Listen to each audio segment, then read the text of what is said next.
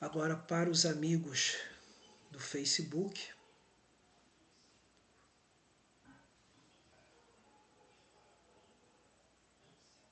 Pronto, cheguei.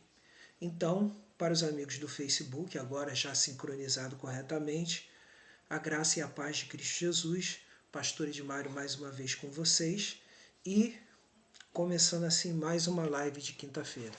E nessa nossa live de quinta-feira nós prosseguimos com a exposição bíblica e sempre fazemos a exposição bíblica através do livro do profeta Jeremias. Estamos fazendo aqui. Esse é o nosso projeto.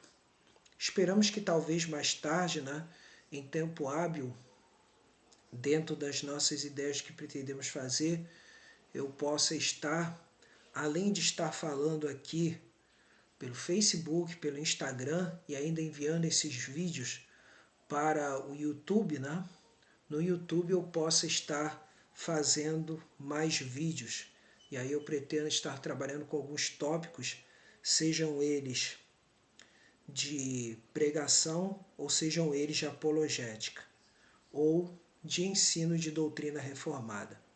Então quer dizer, esperamos em Deus que possamos fazer isso e Deus nos dê força para isso, para a honra e glória dele. Vamos estar assim sem mais demoras, iniciando assim mais essa live com uma oração. Vamos orar então.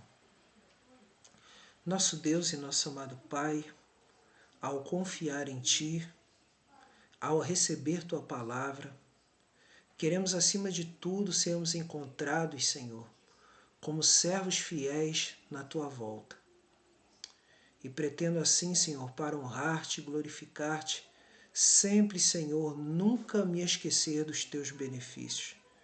Quero Te agradecer, Senhor, porque, de fato, todas as decisões que eu tenho tomado hoje, isso eu converso bastante com a minha esposa, Senhor. Porque o que há de mais importante a fazer na minha vida é confiar em Ti, Senhor. É entregar meus planos e projetos a Ti. E ao fazer isso, esse é o meu prazer e essa é a minha alegria. Por isso, Senhor, diante da Tua presença, que Tu venhas, Senhor, a nos ajudar, nos auxiliar pelo poder do Teu Espírito Santo, a poder anunciar a Tua palavra nessa noite. Em nome do Teu Filho amado Jesus Cristo, que vive e reina para todo sempre. Amém. Graças a Deus. Então, ao começar mais uma vez essa live aqui, sabemos que em dia de feriado, muitas pessoas estão ocupadas com seus afazeres de casa, ocupadas até em passear e tantas outras coisas mais. Mas o meu dever aqui é estar anunciando a palavra do Senhor, independente de qual circunstância, seja o que for.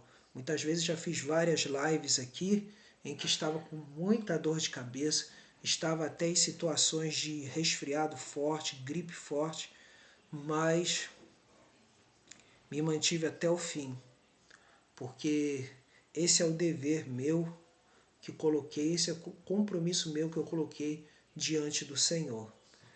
E até aqui Deus nos tem ajudado. Minha preocupação não tem sido a quantidade de espectadores, mas sim deixar essa mensagem para gerações atuais e gerações futuras, para que vejam que só o Senhor é Deus. Que só a revelação do Deus Trino, Pai, Filho e Espírito Santo, é o que podemos buscar a cada dia. E saber que, principalmente, a pessoa a qual devemos ter intimidade com Deus, essa pessoa se chama Jesus Cristo, o Filho de Deus. Então, vamos nesse momento estar assim, indo para o texto. E o texto é Jeremias 8. Vamos assim para a leitura do texto de Jeremias 8. Não é? O texto bíblico diz assim, no texto da Almeida, Revista e Atualizada. Diz assim: Naquele tempo, diz o Senhor, lançarão para fora das suas sepulturas os ossos dos reis e dos príncipes de Judá, os ossos dos sacerdotes e dos profetas e os ossos dos habitantes de Jerusalém. espalhar alusão ao sol e à lua, e a todo o exército do céu, a quem tinham amado e a quem serviram, a quem e após quem tinham ido, e a quem procuraram, e diante de quem se tinham prostrado. Não serão recolhidos, nem sepultados, serão como esterco sobre a terra. Escolherão antes a morte do que a vida todos os que restarem desta raça malvada que ficar nos lugares para onde os dispersei, diz o Senhor dos Exércitos. Dize-lhes mais, assim diz o Senhor, quando caem os homens e quando se tornam a levantar. Quando alguém se desvia do caminho, não torna a voltar. Porque depois este povo de Jerusalém se desvia, apostatando continuamente. Persiste no engano e não quer voltar. Eu escutei e ouvi, não falam que é reto. Ninguém há que se arrependa da sua maldade, dizendo, que fiz eu? Cada um corre a sua carreira como um cavalo que arremete com ímpeto na batalha. Até a cegonha no céu conhece as suas estações. A rola, a andorinha e o grou observam o tempo da sua arribação. Mas o meu povo não conhece o juízo do Senhor. Como, pois, dizeis, somos sábios e a lei do Senhor está conosco? Pois, com efeito, a falsa pena dos escribas a converteu em mentira. Os sábios serão envergonhados, aterrorizados e presos. Eis que rejeitaram a palavra do Senhor. Que sabedoria é essa que eles têm? Portanto, darei suas mulheres a outros e os seus campos a novos possuidores, porque desde o menor deles até ao maior, cada um se dá ganância, e tanto o profeta como os sacerdotes usam de falsidade. Curam superficialmente a ferida do meu povo, dizendo, paz, paz, quando não há paz. Serão envergonhados porque cometem abominação sem sentir por isso vergonha. Nem sabem que coisa é envergonhar-se. Portanto, cairão com os que caem. Quando eu os castigar, tropeçarão, diz o Senhor. Eu os consumirei de todo, diz o Senhor. Não haverá uvas na vide, nem figos na figueira, e a folha já está murcha, e já lhes designei os que passarão sobre eles. Porque estamos ainda assentados aqui. Reuni-vos e entremos nas cidades fortificadas e ali pereçamos. Pois o Senhor já nos decretou o perecimento e nos deu a beber água venenosa, porquanto pecamos contra o Senhor. Espera-se a paz e nada de bom. O tempo da cura e eis o terror. Desde Dan se ouve o resfolegar dos seus cavalos.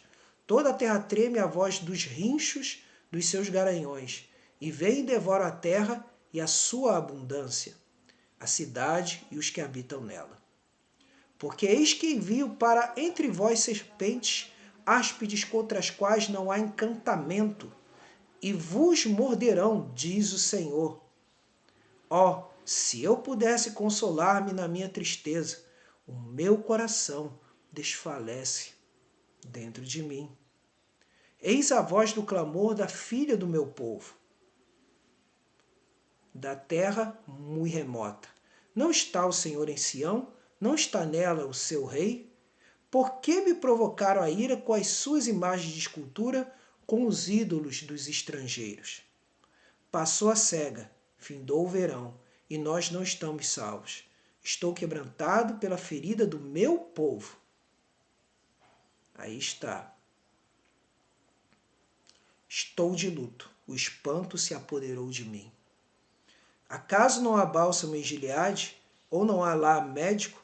Por que, pois, não se realizou a cura da filha do meu povo? Palavras que o Senhor nos traz e glorificamos ao seu nome. Louvado seja Deus.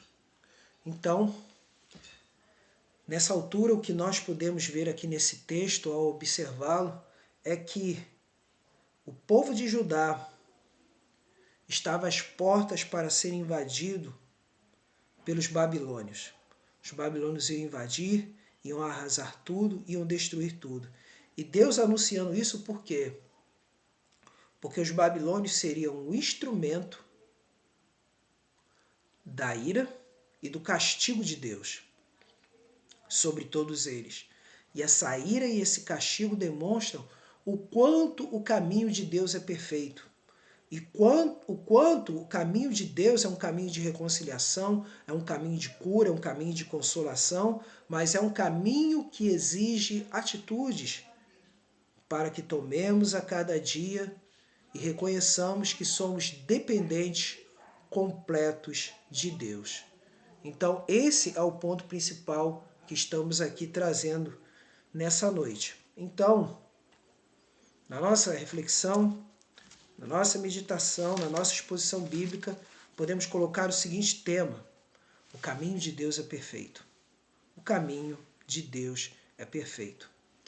Então, podemos dizer que o caminho de Deus é perfeito porque o ser humano foi criado para adorar exclusivamente a Deus. Porque o ser humano foi criado para adorar exclusivamente a Deus. Então eu vou aproveitar aqui, não é, a fala aqui do Catecismo Maior de Westminster. O Catecismo Maior de Westminster, que por coincidência tem a sua primeira pergunta bem semelhante ou igual à do Breve Catecismo, diz aqui o seguinte: eu gosto muito mais de usar o Catecismo Maior de Westminster. Mas por quê? Porque ele é mais ampliado, ele detalha mais coisas que o Breve Catecismo não detalha. Então temos aqui: qual é o fim supremo e principal do homem?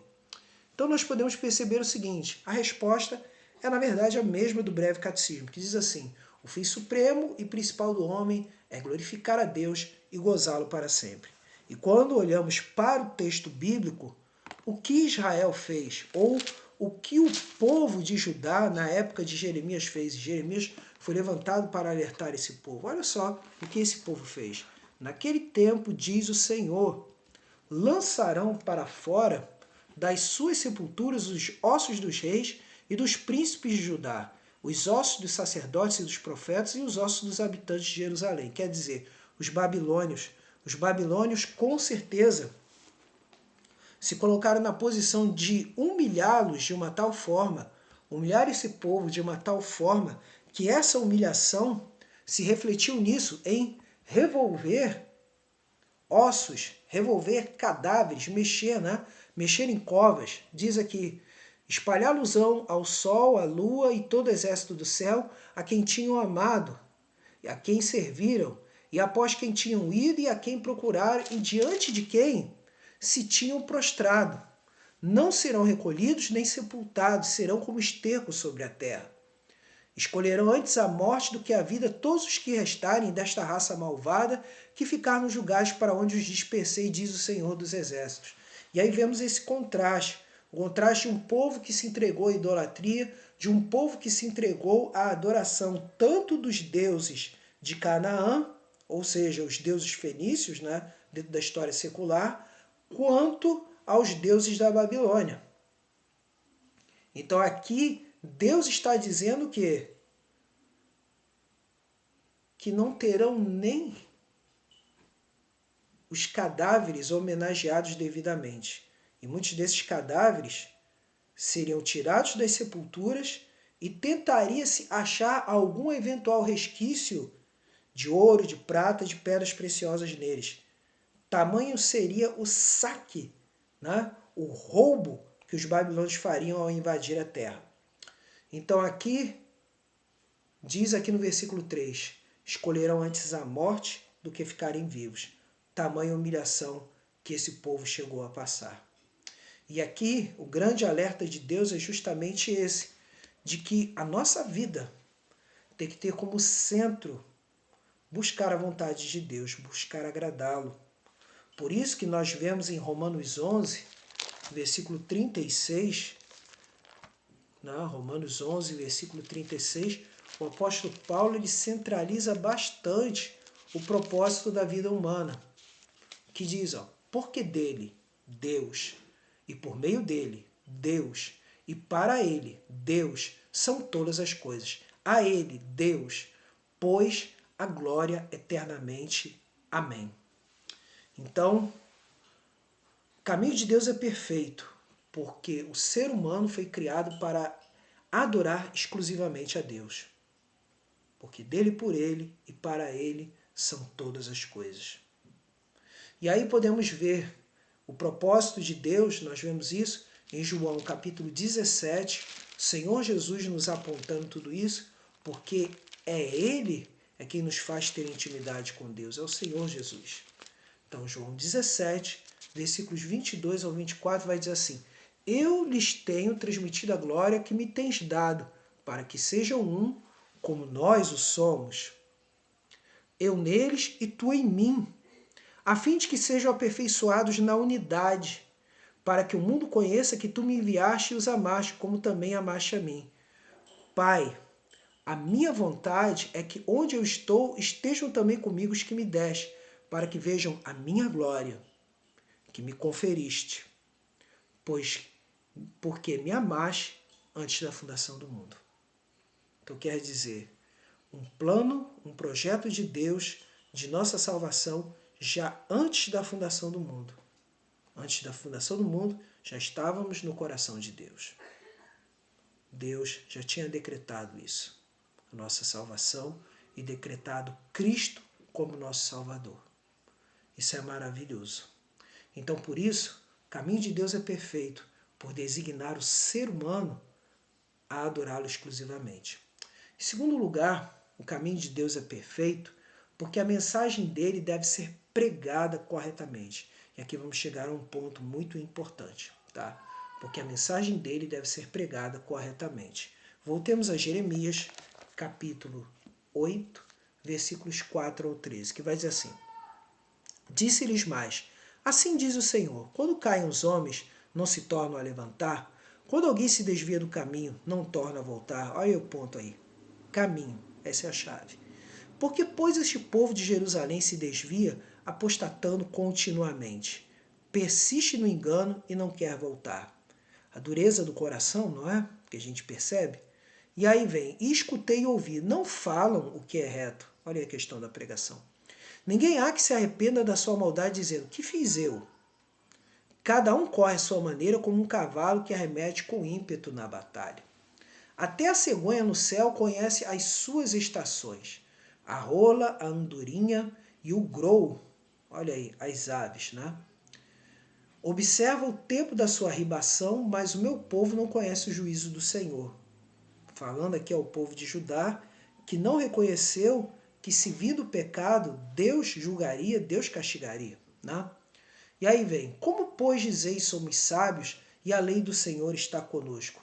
Pois com efeito a falsa pena dos escribas a converteu em mentira. Esse aqui é o primeiro registro que fala de uma classe de escribas que devia ensinar o povo o uso correto da lei de Deus. Aí temos aqui, aí vamos lá, né? Versículo 10. Portanto, darei suas mulheres a outros. Ou seja, morte a eles, e as mulheres acabarão caindo nas mãos dos babilônios. Né? E os seus campos a novos possuidores, outra vez na mão dos babilônios.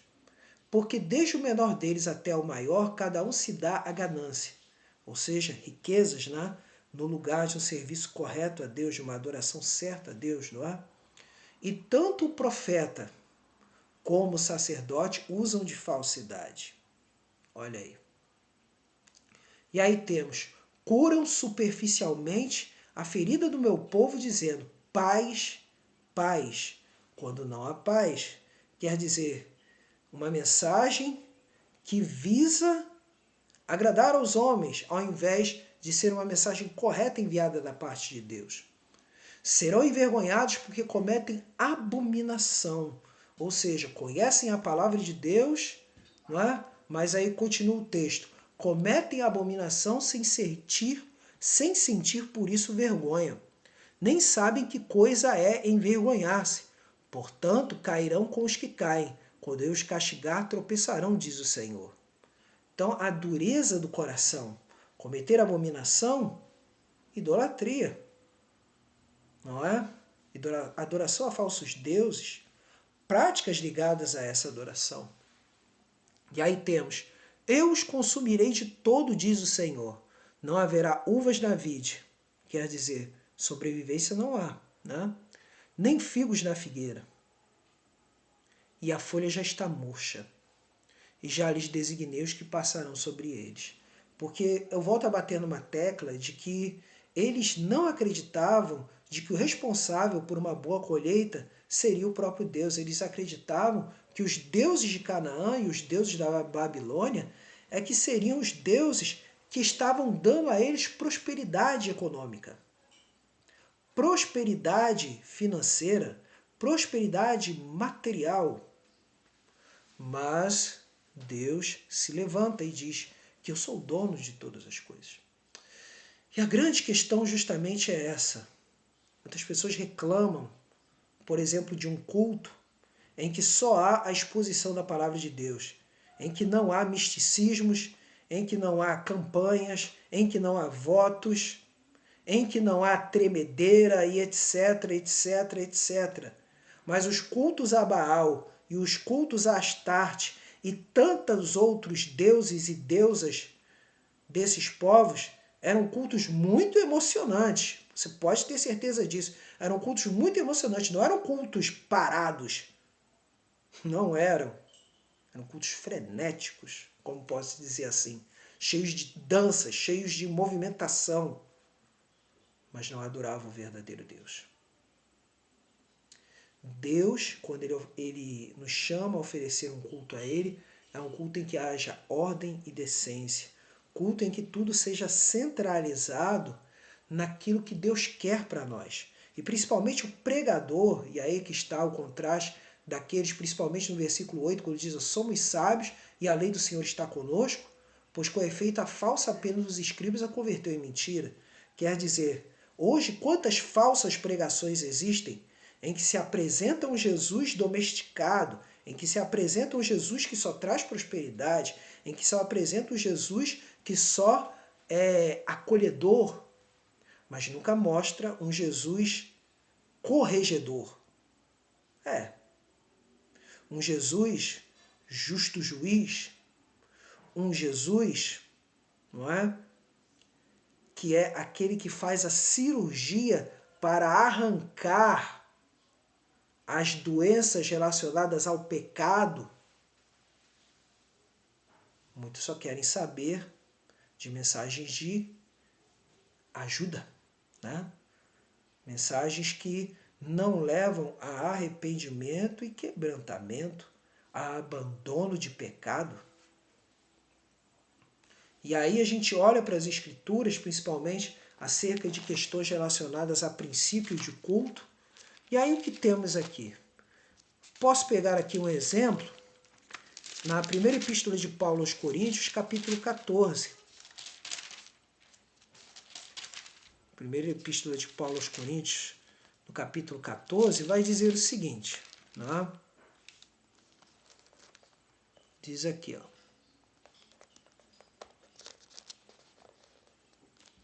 14, né? 14, que vai dizer assim, versículo 26. Que fazer, pois, irmãos? Quando vos reunis, um tem salmo, outro doutrina, este traz revelação, aquele outra língua, ainda outra interpretação. Seja tudo feito para edificação. Aqui não encontramos dança, aqui não encontramos teatro, não é? Aqui só encontramos manifestação dos dons espirituais de fato e tudo com ordem e decência. Porque o texto diz, no caso de alguém falar em outra língua, que não sejam mais do que 2, quando muito 3, e isto sucessivamente, e não ao mesmo tempo. Não é? E haja quem interprete. Mas não havendo intérprete, fique calado na igreja, falando consigo mesmo e com Deus. Ou seja, a pessoa não é proibida de falar em línguas. A pessoa simplesmente ela vai falar bem baixo para não se tornar a evidência no culto. Aí diz aqui, ó. Aí diz, ó. Tratando-se de profetas, falem apenas 2 ou 3 e os outros julguem. Olha aí. Se porém vier revelação ao trem que esteja sentado, cale-se o primeiro. Porque todos podereis profetizar um após outro, para todos aprenderem e serem consolados. Os espíritos dos profetas estão sujeitos aos próprios profetas, porque Deus não é de confusão, e sim de paz, como em todas as igrejas dos santos. Conservem-se as mulheres caladas nas igrejas, porque não lhes é permitido falar, mas estejam submissas, como também a lei o determina. Se, porém, querem aprender alguma coisa, interroguem em casa seu próprio marido, porque para a mulher é vergonhoso falar na igreja. O que é isso aqui? Comentários no meio do culto. Isso é feio, né? E aí vem: porventura a palavra de Deus se originou no meio de vós, ou veio ela exclusivamente para vós outros? Se alguém se considera profeta ou espiritual, reconheça ser mandamento do Senhor o que vos escrevo. E se alguém o ignorar, será ignorado. Portanto, meus irmãos, procurai com zelo o dom de profetizar, e não proibais o falar em línguas. E aí vem aqui: tudo, porém, seja feito com decência e ordem. Então quer dizer, esse aspecto, muito importante lembrarmos disso, porque aqui já é o pano de fundo para a tarefa do pregador. O pregador deve pregar de maneira fiel.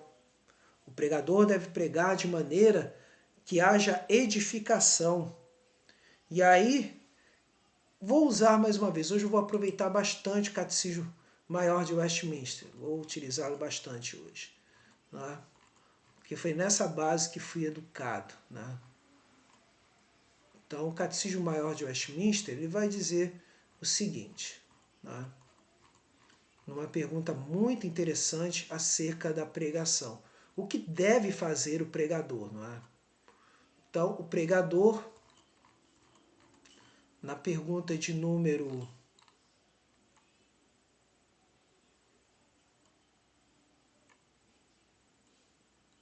159, diz o seguinte: aqueles que... Aqui, ó.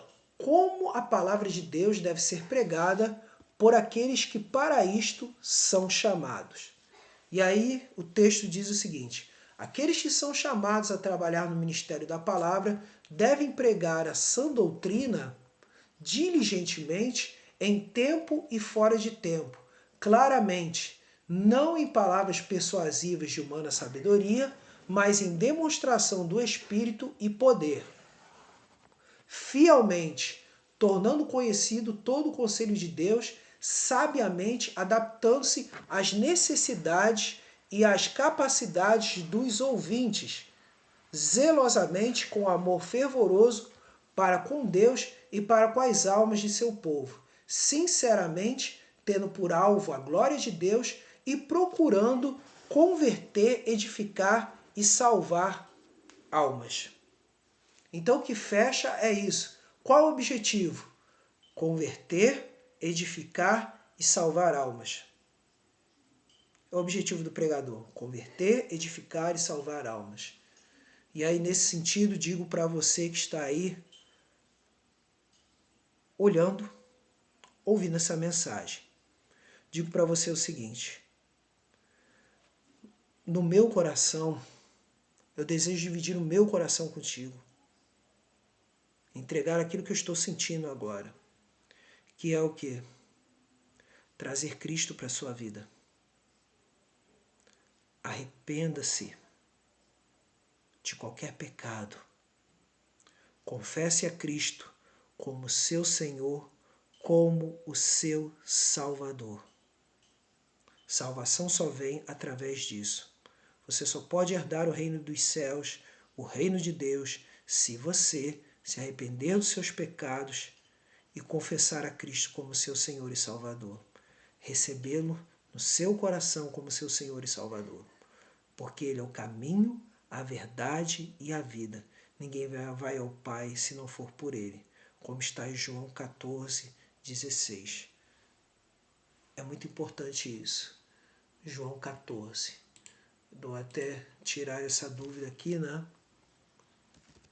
Às vezes é tanta coisa na nossa cabeça, mas eu sempre tenho esse cuidado. Aqui, né? João 14, eu sei que é João 14. João 14, 6, tá?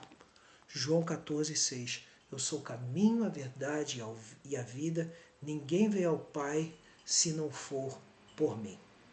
Então esse é o ponto principal da nossa mensagem.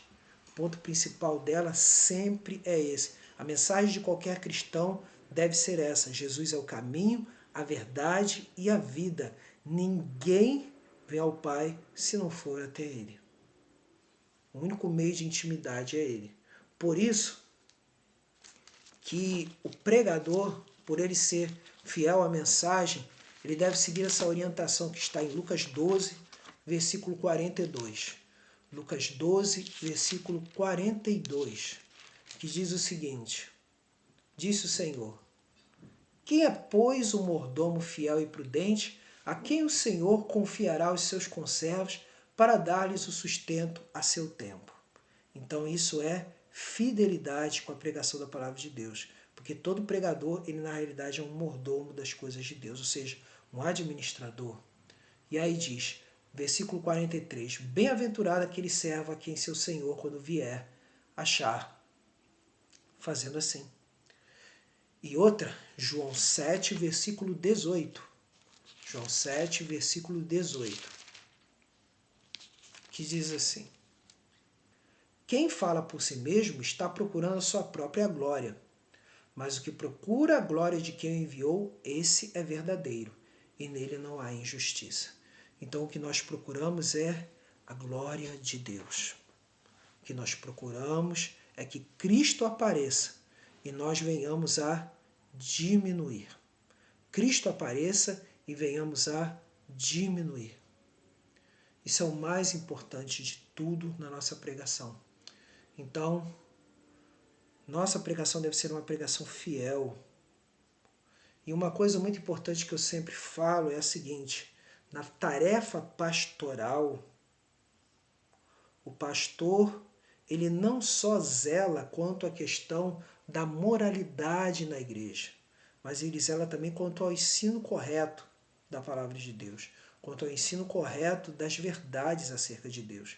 Por isso que acontece que muitas vezes um ministério que tenha um quê de apologética, ou seja, de defesa da fé, muitas vezes não é um ministério muito popular. Por quê? Porque ele não passa pano. Não passa pano em heresias. Não passa pano em erros. Não passa panos em lugares que, por exemplo, chegam e dizem que Jesus é o arcanjo Miguel. Em lugares que chegam e dizem que Jesus é Deus com D minúsculo. Em lugares em que o que acontece? Em que a pessoa é proibida de fazer transfusão de sangue. Um lugar em que o que acontece? É incentivado a se praticar genocídio. Que é isso? Que é proibir as pessoas de doar sangue. Então, e outros lugares que dizem que Jesus na criação, ou seja, Jesus antes de se tornar Deus, não é? Antes de nascer da Virgem Maria, sendo ele o Verbo eterno, ele sendo o Verbo eterno era irmão de Satanás. Há lugares que ensinam isso. E quando a gente dá os nomes, a gente acaba sendo impopular. Porque diz assim, você não tem que procurar achar erro, você não tem que procurar nada, você tem que só pregar a palavra, só falar do amor de Deus. Não, isso é hipocrisia! Tarefa do pastor é não deixar que os lobos venham e devorem as ovelhas do Senhor. E a tarefa das seitas é devorar as ovelhas do Senhor. Temos que afastá-las. E outros que condicionam a salvação por entrega de dízimo e oferta. Entrega de dízimo e oferta é nada mais nada menos do que atitude de agradecimento ao Senhor, mas isso não é a condição para a salvação. A condição da salvação, sabe qual é? É Cristo Jesus na cruz do Calvário, porque ele na cruz do Calvário, o que acontece? Ele dispensou todas as bênçãos para nós, e quando eu falo de bênção, não é bênção material exclusivamente, mas é de bênçãos espirituais ligadas à salvação. Porque as bênçãos materiais são apenas consequência da saúde que ele nos dá, da sabedoria que ele nos dá, da nossa tarefa, do nosso trabalho. Dinheiro de tigrinho, dinheiro de loto, dinheiro de loteria. dinheiro de qualquer forma de jogo, de bingo e etc. É dinheiro fácil e não vem de Deus. Dinheiro de prostituição, dinheiro de roubo, dinheiro de tráfico, dinheiro de qualquer coisa que não seja trabalho honesto. Aí eu tenho que definir trabalho honesto. Isso não é prosperidade. Estou me demorando bastante nesse ponto, por quê? Porque devemos zelar tanto pela condição moral das ovelhas do Senhor, quanto pelo ensino correto da palavra de Deus. Meu coração dói, meu coração geme, meu coração se entristece com o que está acontecendo nesses dias. Meu coração dói, meu coração se entristece quando muitos líderes não pregam a verdade. E estão criando uma geração de crentes fracos, de servos de Deus fracos, de que qualquer vento que vier, seja de doutrina, vento de adversidade, de problemas da vida, essa pessoa cai. Cai nas mãos de Satanás. Então isso é preocupante.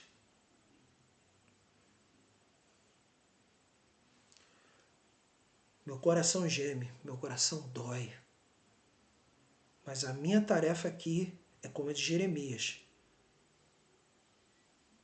É de pregar a palavra corretamente. É de ligá-la a Cristo. Cristo nos convida ao arrependimento, Cristo nos convida à fé nele. O caminho de Deus é perfeito, porque o ser humano foi criado para adorar exclusivamente a Deus, porque a mensagem dele deve ser pregada corretamente, e porque a santificação é um instrumento da ação de Deus. A santificação é um instrumento da ação de Deus. Vamos ver aqui o versículo 14. Versículo 14 vai dizer o seguinte aqui, de Jeremias 8,14.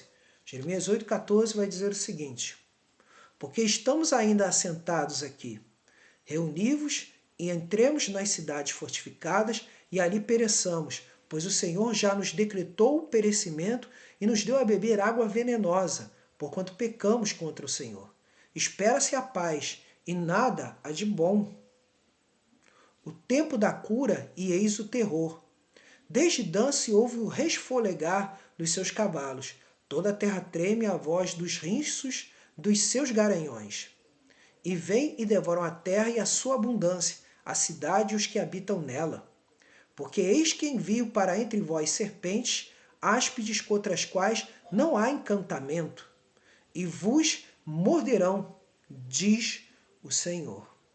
Então aqui é o castigo certo que Deus está falando aqui de um povo que continuou a adorar falsos deuses. Um povo que continuou a adorar falsos deuses. E aqui o que acontece? Um povo que espera paz, mas não existe paz. E aqui nós podemos ver que só o único caminho para reverter uma situação dessa de um castigo certo é o quê? É a santificação. Santificação com quebrantamento, mudança de vida. E aí temos aqui duas promessas, né? A promessa primeira, já antes dessa situação de cativeiro, é de Josué. Josué capítulo 3, né? Josué capítulo 3, que é anterior, não é? Que é anterior à queda de Jericó, diz aqui, ó, Josué 3, versículo 5, disse Josué ao povo, santificai-vos, porque amanhã o Senhor fará maravilhas no meio de vós. Então, o que a gente pode perceber aqui, que os atos miraculosos, as ações de Deus, elas têm a ver também com uma situação para nós que vivemos no nosso presente, é o quê? Termos um coração íntegro, estarmos preparados a servir a Deus com integridade, inteireza de coração e quebrantamento. E aí, outra promessa que vem também no Novo Testamento, e a gente encontra aqui, e santificação tem a ver com a nossa união com Cristo, estarmos ligados a Cristo, não é? tem a ver com tudo isso? Nós vemos aqui, primeira epístola de Paulo aos Tessalonicenses, capítulo de número 5, versículo de número 23.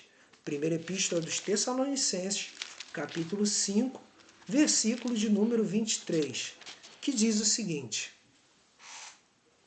o mesmo Deus da paz vos santifique em tudo, e o vosso espírito, alma e corpo sejam conservados íntegros e irrepreensíveis na vinda de nosso Senhor Jesus Cristo.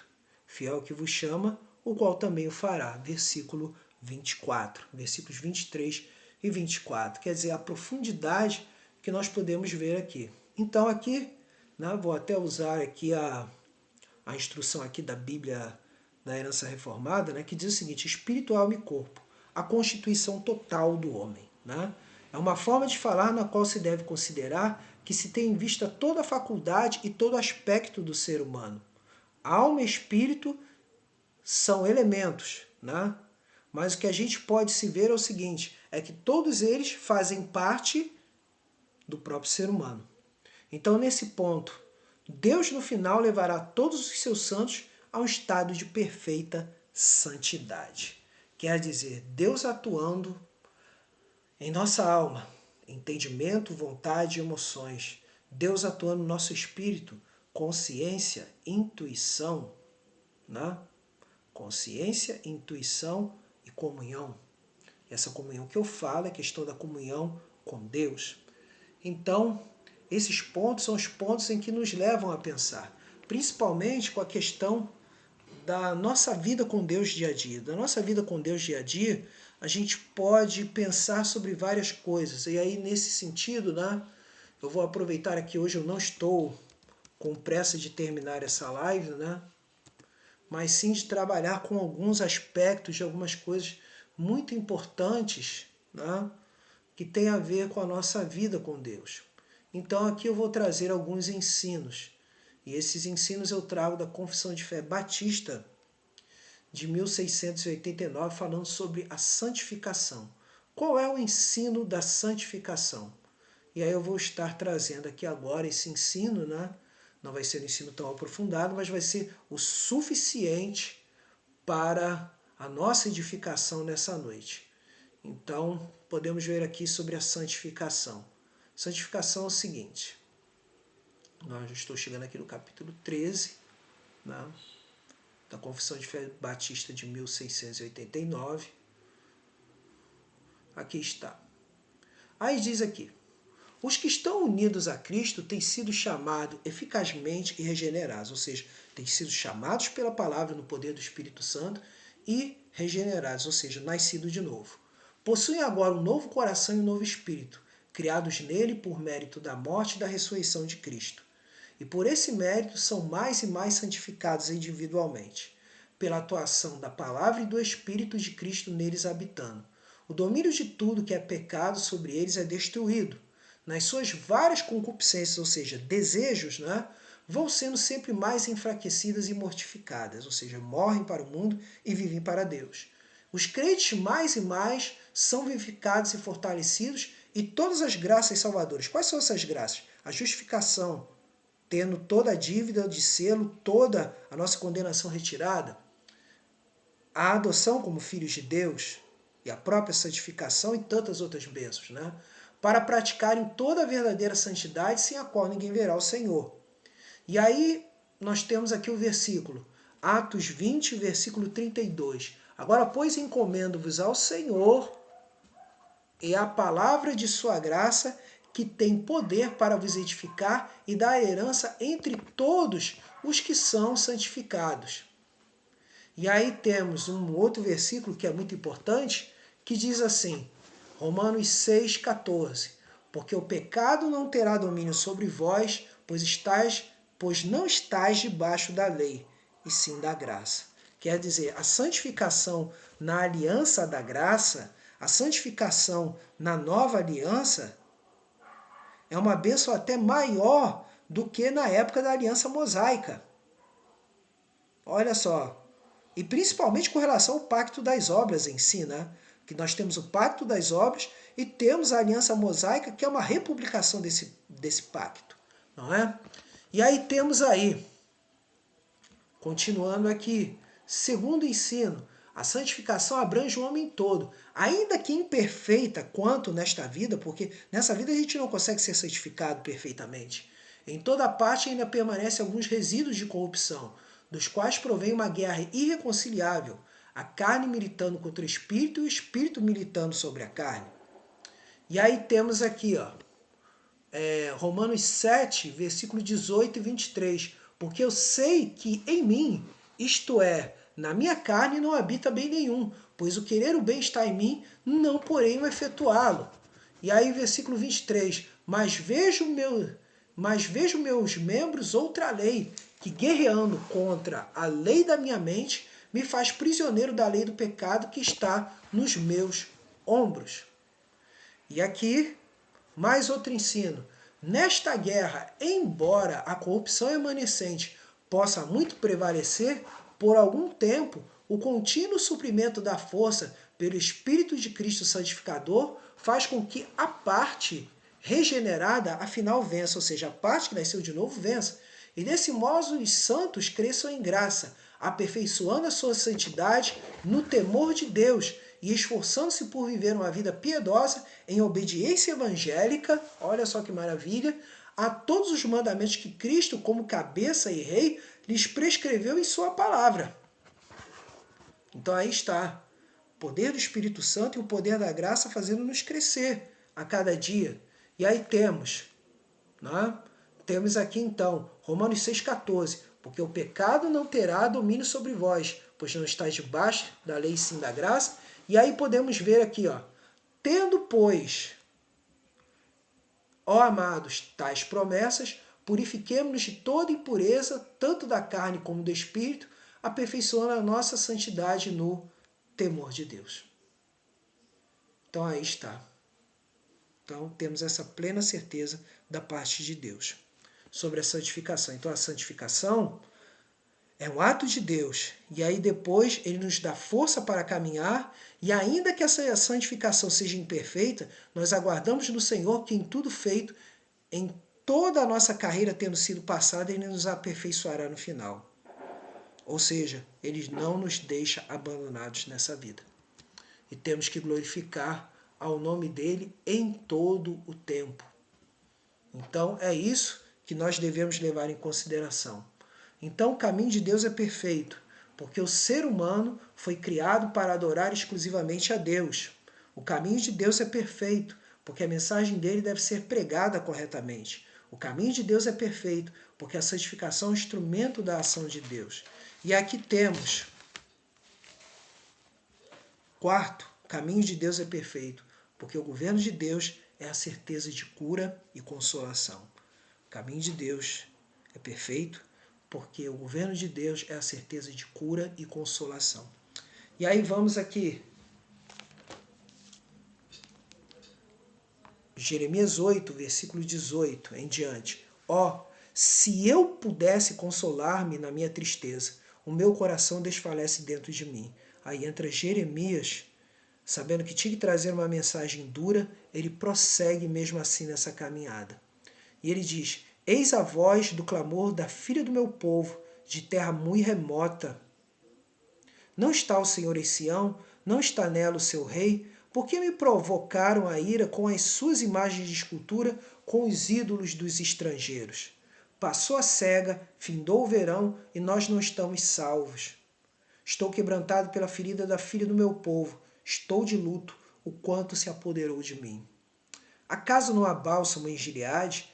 Não há lá médico? Por que, pois, não realizou a cura da filha do seu povo? Então aqui, nós podemos ver aqui o lamento de Jeremias, de um povo duro de coração, de um povo que não quis ouvir a voz de Deus, e aí ele fecha com isso. Acaso não há bálsamo em Gileade? Ou não há lá médico? Por que, pois, não se realizou a cura da filha do meu povo? Ou seja, por que esse povo não se arrependeu?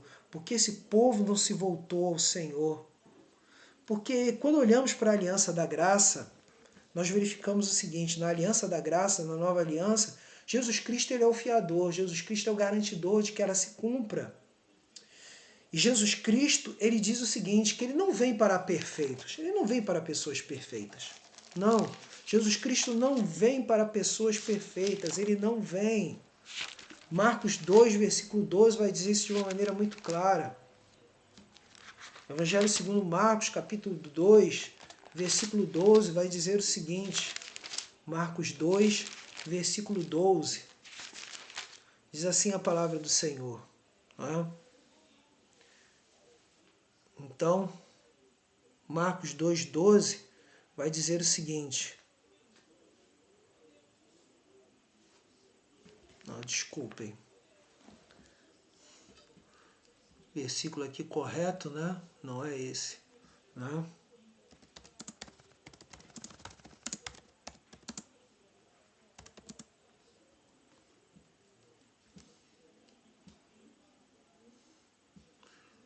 É Marcos 2,17, que diz assim: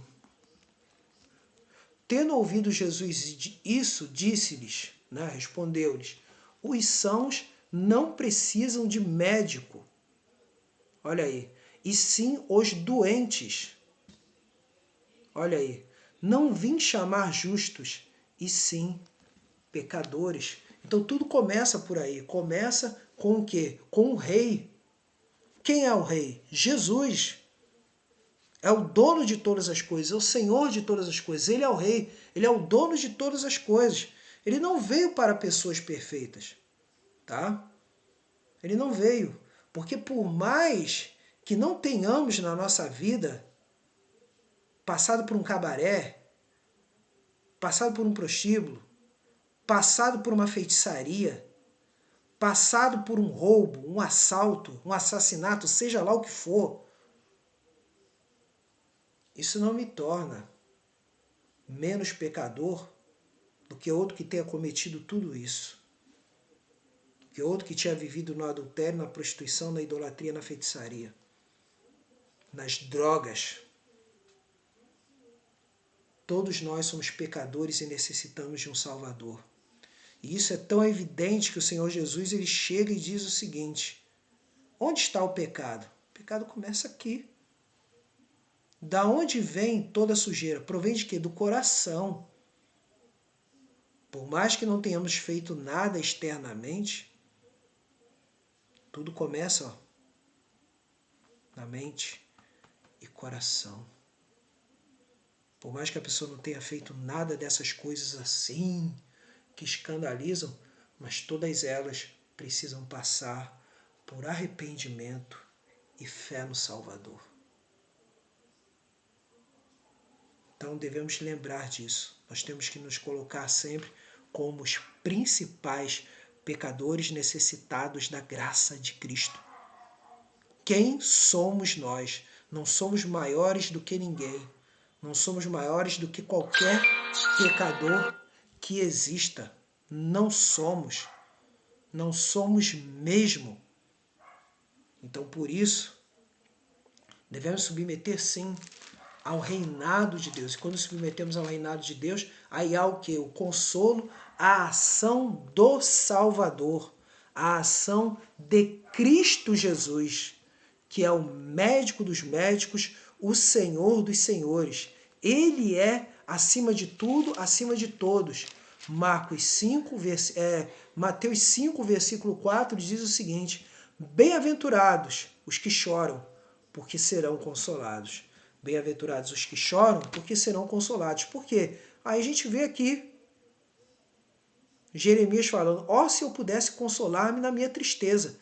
O meu coração desfalece dentro de mim. Por quê? Por causa dos pecados do povo.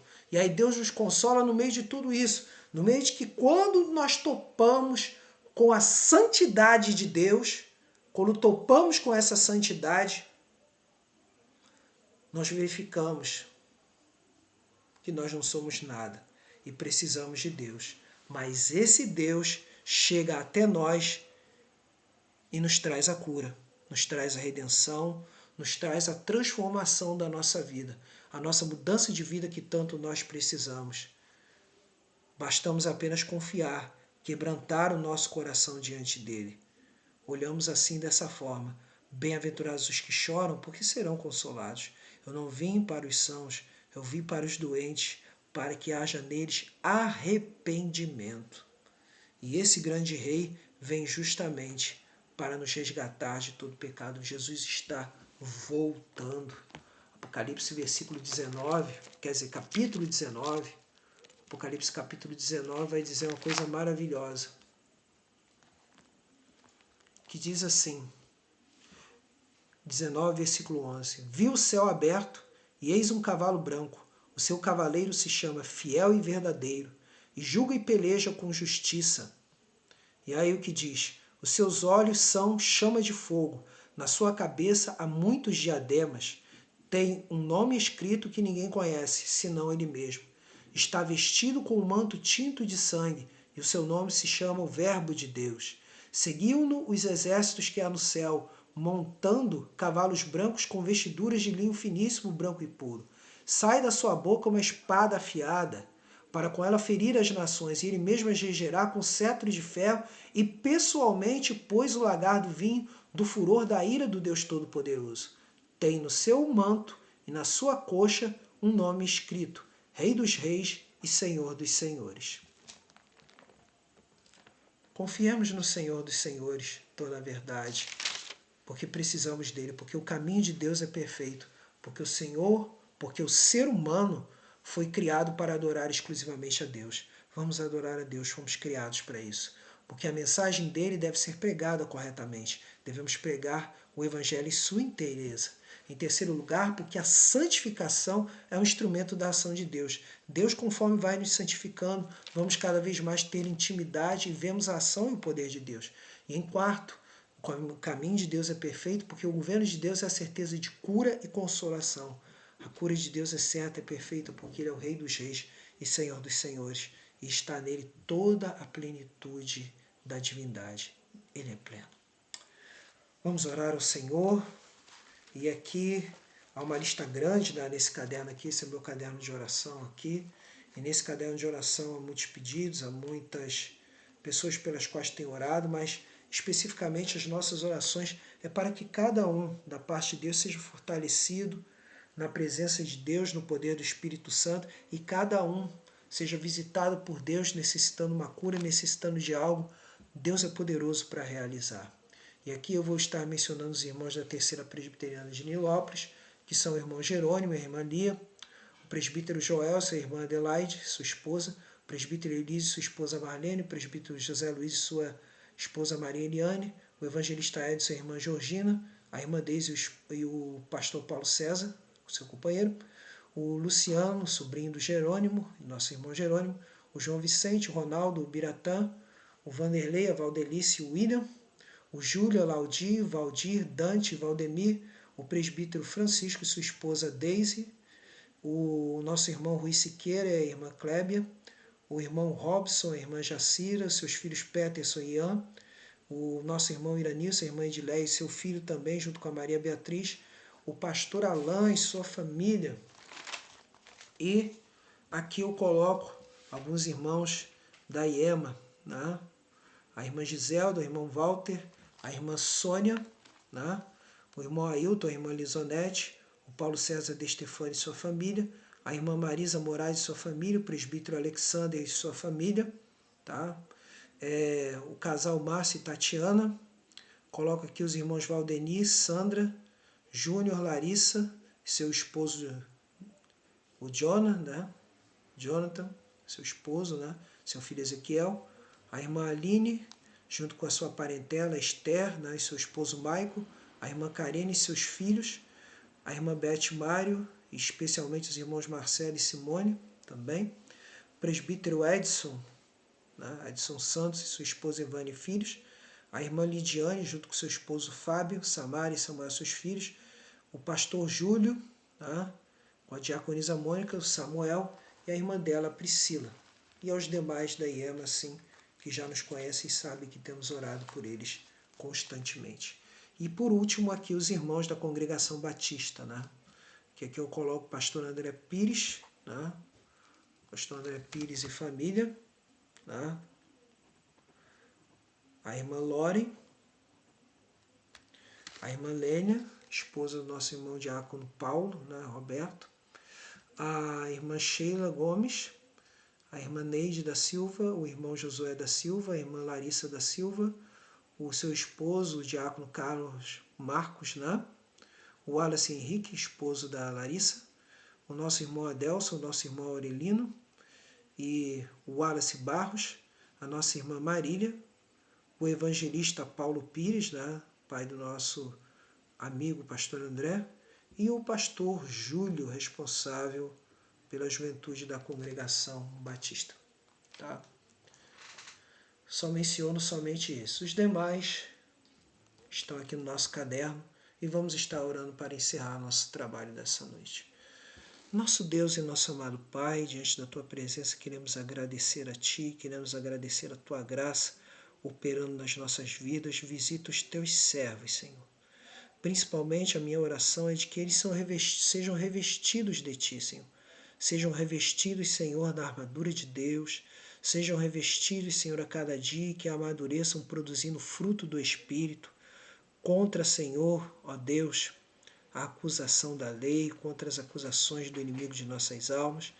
E, ó Deus Todo-Poderoso, seja feita a Tua vontade, assim na terra como no céu, na vida desses irmãos. Aqueles que precisam de cura do corpo, cura da alma, sejam curados.